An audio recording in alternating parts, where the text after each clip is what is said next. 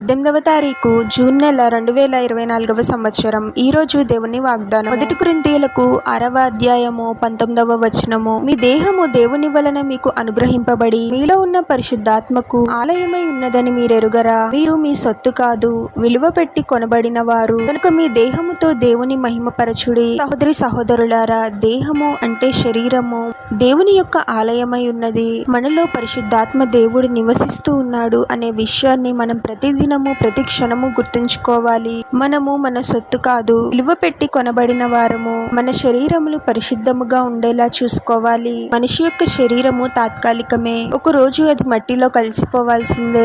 శరీరము తాత్కాలికమే అయినా శరీరం చేసే క్రియలు ఆత్మపై ప్రభావం చూపుతాయి. మన కళ్ళు, చెవులు మన హృదయమునకు ద్వారములై ఉన్నాయి కాబట్టి వాటి విషయంలో మనం జాగ్రత్తగా ఉండాలి. ఒక మనిషి తాను చూసేదానిని బట్టి, వినిన దానిని బట్టి ఎక్కువగా ప్రభావితం అవుతూ ఉంటాడు.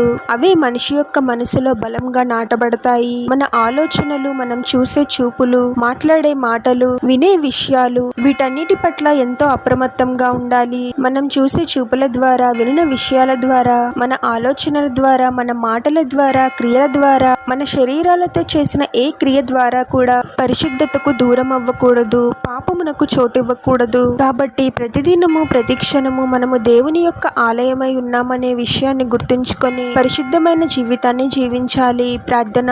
పరిశుద్ధుడవగు యేసుక్రీస్తు ప్రభువా, మీ పరిశుద్ధమైన పాదాలకు వేలాది వందనాలు, స్తుతులు, స్తోత్రాలు చెల్లించుకున్నాము తండ్రి. మరొక నూతన దినములోనికి మమ్మల్ని క్షేమంగా ప్రవేశింపచేసిన దేవా, మీకే స్తోత్రం ప్రభువా. మా దేహము మీకు ఆలయమై ఉన్నది, పరిశుద్ధాత్మ దేవుడు మాలో నివసిస్తూ ఉన్నాడు అనే విషయాన్ని గ్రహించగలిగే జ్ఞానాన్ని మాకు దయచేయండి ప్రభువా. మా హృదయాలలో నిజమైన పశ్చాత్తాపాన్ని కలిగించండి తండ్రి. మా ఆలోచనల ద్వారా, మాటల ద్వారా, క్రియల ద్వారా, మరి ఇంకా ఏ విధంగా అయినా కానీ మీకు వ్యతిరేకంగా మేము చేసిన ప్రతి తప్పుని, పాపాన్ని క్షమించండి ప్రభువా. మా ఆలోచనలను, మాటలను, క్రియలను మీరే సరిచేయండి తండ్రి. ఎటువంటి పాపమునకు మేము చోటివ్వకుండా మా శరీరాల ద్వారా మిమ్మల్ని మహిమపరిచే, ఘనపరిచే వారముగా మమ్మల్ని దీవించమని ఈ ప్రార్థనలో ఏకీభవిస్తున్న ప్రతి ఒక్కరిని పేరు పేరున దీవించి, ఆశీర్వదించి, అభిషేకించమని, వారు చేసే ప్రతి పనిలో మీరే వారికి తోడుగా ఉండి వారిని అన్ని కీడుల నుండి, అపాయాల నుండి మీరే వారిని రక్షించమని ఈ మా మనవులన్నీ యేసుక్రీస్తు వారి పరిశుద్ధ నామంలో అడిగి వేడుకొనుచున్నాము